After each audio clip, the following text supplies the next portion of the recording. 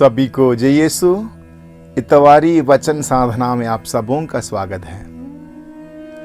पवित्र बाइबल में अक्सर ये नज़ारा पाया जाता है कि किसी भी मिशन के लिए एक से अधिक लोगों का दल भेजा जाता है। सबसे पहले ये अदन भाग में ही दिखाई देता है, जब ईश्वर ने कहा कि मनुष्य का अकेला रहना अच्छा नहीं है और उसके लिए एक योग्य सहयोगी को दिया।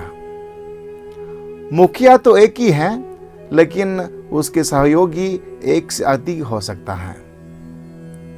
परस्पर सहयोग, सलाह मशविरा, प्रोत्साहन आदि के लिए सहचरों की आवश्यकता है। निर्गमन ग्रंथ अध्याय 4 में हम पढ़ते हैं किस प्रकार ईश्वर ने मूसा के सहचर के रूप में उसके भाई हारून को नियुक्त किया।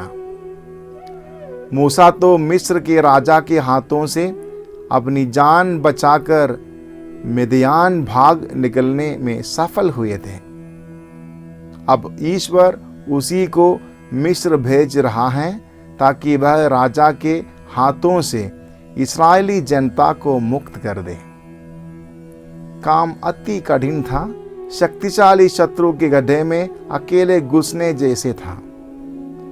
मूसा डर गया, उसने अनेक बहाने बनाने लगे। निवेदन किया कि ईश्वर किसी और को भेज दे, लेकिन सर्वज्ञ ईश्वर अपना निर्णय न बदलकर हारून को उसका सहयोगी नियुक्त करता है। मुखिया मूसा ही है। हम जानते हैं मूसा और हारून मिलकर इस्राएलियों को मिस्र की गुलामी से छुड़ाकर प्रतिज्ञा देश कानान की ओर ले गए। तोबित के ग्रंथ में हम पढ़ते हैं कि तोबित ने अपने पुत्र तोबिया को किसी दूर देश भेजने का निश्चय किया, तो सबसे पहले एक सुयोग्य साथी को तलाशने लगे और स्वयं स्वर्गदूत राफेल ही तोबिया का सहयात्री और मार्गदर्शक बनकर आया। तोबित धर्मी पुरुष था और उसने अपने पुत्र को धार्मिकता का जीवन जीने की सीख दी थी। इसलिए ईश्वर ने अपने दूत को ही भेजकर तोबिया की यात्रा सफल बनाई और उनके पारिवारिक जीवन की परेशानियों को दूर करके सुख समृद्धि से उन्हें संपन्न किया। प्रेरित चरित्र में हम देखते हैं कि पौलुस अपने मिशन यात्राओं में पहले बरनबास और मार्कुस को और बाद में सीलास को सहचारी के रूप में बनाते हैं। अब हम आज के सुसमाचार पाठ पर जरा मनन करें। लूकस रचित सुसमाचार अध्याय 9 में हम पढ़ते हैं कि प्रभु ने अपने 12 शिष्यों को सुसमाचार सुनाने के लिए लोगों के बीच में भेजते हैं। अध्याय 10 में अन्य 72 शिष्यों के प्रेषण के विषय में कहा गया है।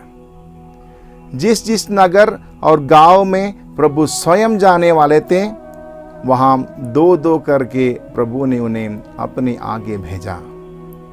जैसे यूहन्ना बपतिस्ता मसीह के अग्रदूत के रूप में भेजा गया, वैसे ही अब ये 72 शिष्य भेजे जाते हैं।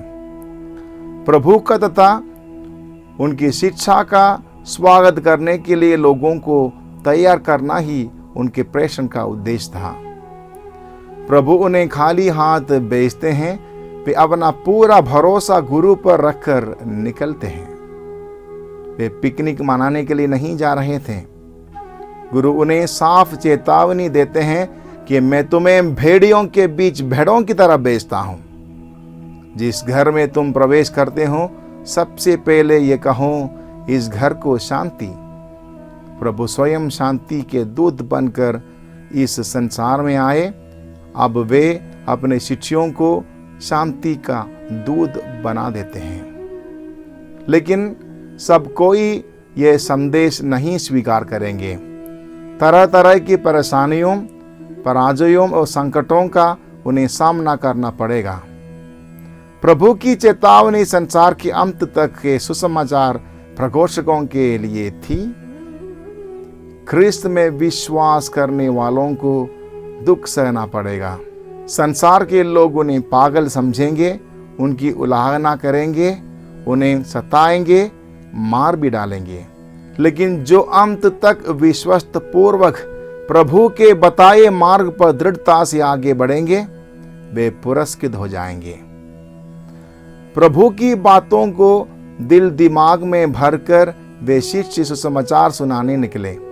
बाद में हम पढ़ते हैं कि वे शिष्य अपने मिशन पूरा करके खुशी के साथ लौट आए और प्रभु को रिपोर्ट भी देते हैं, आपके नाम के कारण अब दूत भी हमारे अधीन होते हैं। वह विजय का आनंद था। उनके कार्य विजयपूर्वक संपन्न हुए, क्योंकि ऐसा होना ईश्वर की इच्छा थी। वह उनकी पहली मिशन यात्रा थी। लेकिन हमेशा ऐसा नहीं होगा। धर्म प्रचारक तिरस्कृत हो जाएंगे, सताए जाएंगे, मार डाले जाएंगे। हर युग में ऐसे ही हुआ है, आज भी ऐसे ही होता है।